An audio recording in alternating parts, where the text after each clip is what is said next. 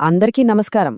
భారత ప్రభుత్వ విద్యా మంత్రిత్వ శాఖ కింద పనిచేసే నేషనల్ ఇన్స్టిట్యూట్ ఆఫ్ టెక్నాలజీస్ అంటే ఎన్ఐటీల నుంచి ఒక అద్భుతమైన ఉద్యోగ ప్రకటన వచ్చేసింది. ఈరోజు మనం దాని గురించే పూర్తి వివరాలు తెలుసుకోబోతున్నాం. ఈ ఉద్యోగంలో అన్నిటికంటే ముఖ్యమైన ఆకర్షణ ఏంటో తెలుసా? జీతం. అవును, జాబ్లో జాయిన్ అయిన మొదటి నెల నుంచే అన్ని అలవెన్స్లు కలుపుకుని ₹1,00,000 పైగా జీతం అందుకోవచ్చు. ఇది నిజంగా ఒక సూపర్బ్ ఆపర్చునిటీ. ఇక్కడే ఉంది అసలు విషయం. ఈ నోటిఫికేషన్లో అత్యంత కీలకమైన పాయింట్ ఇదే. ఎలాంటి వర్క్ ఎక్స్పీరియన్స్ అవసరం లేదు. అంటే ఫ్రెషర్స్ కూడా డైరెక్ట్గా ఇంత మంచి ప్రభుత్వ ఉద్యోగానికి అప్లై చేసుకోవచ్చన్నమాట.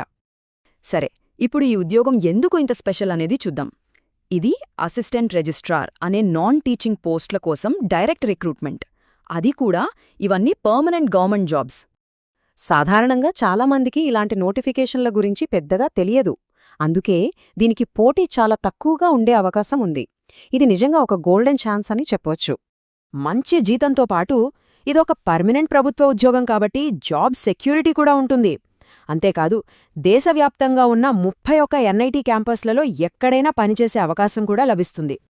ఓకే, మరి ఈ ఉద్యోగానికి అప్లై చెయ్యాలంటే కావలసిన క్వాలిఫికేషన్స్ ఏంటి, ఇంకా మిగతా ముఖ్యమైన వివరాలేంటో ఇప్పుడొకసారి చూసేద్దాం. ఈ పోస్ట్ పేరు అసిస్టెంట్ రిజిస్ట్రార్. ఇది ఎన్ఐటీలో నాన్ టీచింగ్ కేటగిరీ కిందకొస్తుంది. దీనికి కావలసిన క్వాలిఫికేషన్ ఏదైనా పోస్ట్ గ్రాడ్యుయేట్ డిగ్రీ అంటే పీజీ పూర్తి చేసి ఉండాలి. ఇక మళ్ళీ చెప్తున్నా, దీనికి ఎలాంటి అనుభవం అవసరం లేదు. ఫ్రెషర్స్ కూడా డైరెక్ట్గా అప్లై చేసుకోవచ్చు. వయస్సు విషయానికొస్తే గరిష్ట వయోపరిమితి 35 సంవత్సరాలు. అంటే 18 నుంచి 35 ఏళ్ల మధ్య వయసున్న అభ్యర్థులెవరైనా ఈ పోస్టులకు దరఖాస్తు చేసుకోవడానికి అర్హులు. అప్లికేషన్ ఫీజు విషయానికొస్తే ఇక్కడొక మంచి విషయముంది. మహిళా అభ్యర్థులకు, ఎస్సీ, ఎస్టీ, ఇంకా దివ్యాంగులకు ఎలాంటి ఫీజు లేదు. కంప్లీట్గా ఫ్రీ. కేవలం జనరల్ మరియు ఇతర కేటగిరీల పురుష అభ్యర్థులు మాత్రమే ₹500 చెల్లించాల్సి ఉంటుంది. మరి ఇంత మంచి జీతమున్న ఈ ఉద్యోగానికి అభ్యర్థులను ఎలా సెలెక్ట్ చేస్తారు? ఆ ప్రాసెస్ ఏంటో ఇప్పుడు తెలుసుకుందాం పదండి. సెలక్షన్ ప్రాసెస్లో ముఖ్యంగా 3 స్టేజెస్ ఉంటాయి. ముందుగా వచ్చిన అప్లికేషన్స్ అన్నింటినీ షార్ట్ లిస్ట్ చేస్తారు. తర్వాత వాళ్లకి ఒక రాత పరీక్ష ఉంటుంది. దాని తర్వాత అవసరాన్ని బట్టి పర్సనల్ ఇంటర్వ్యూ కూడా పెట్టే అవకాశముంది. అయితే ఇక్కడొక విషయం గుర్తుంచుకోవాలి. పోటీ తక్కువగా ఉన్నప్పటికీ ఎగ్జామ్ మాత్రం చాలా టఫ్గా ఉంటుంది. ₹1,00,000 జీతమిచ్చే ఉద్యోగం గదా, సో ఎగ్జామ్ స్టాండర్డ్ కూడా డిగ్రీ లెవెల్ కంటే చాలా ఎక్కువగా ఉంటుంది. అందుకే మంచి ప్రిపరేషన్ అనేది చాలా అవసరం. సరే, ఇవన్నీ బానే ఉన్నాయి. మరి ఆన్లైన్లో ఎలా అప్లై చెయ్యాలి? ఆ స్టెప్స్ ఏంటో ఇప్పుడు వివరంగా చూద్దాం. ఒక నిమిషం, అందరూ ఈ డేట్ బాగా గుర్తుపెట్టుకోండి. దరఖాస్తు చేసుకోవడానికి చివరి తేదీ ఫిబ్రవరి 17. సమయం చాలా తక్కువగా ఉంది కాబట్టి ఏమాత్రం ఆలస్యం చెయ్యొద్దు. అప్లై చేసే ప్రాసెస్ చాలా సింపుల్.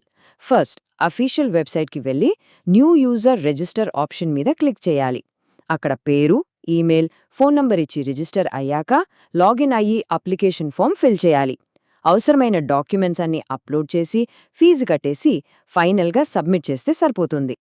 సో మంచి క్వాలిఫికేషన్స్ ఉండి ఒక ఉన్నతమైన కేంద్ర ప్రభుత్వ ఉద్యోగంలో స్థిరపడాలి అనుకునే వాళ్ళందరికీ ఇది ఒక పర్ఫెక్ట్ ఆపర్చునిటీ. ఈ అవకాశం తమ కోసమే అని భావించేవాళ్లు తప్పకుండా ప్రయత్నించాలి.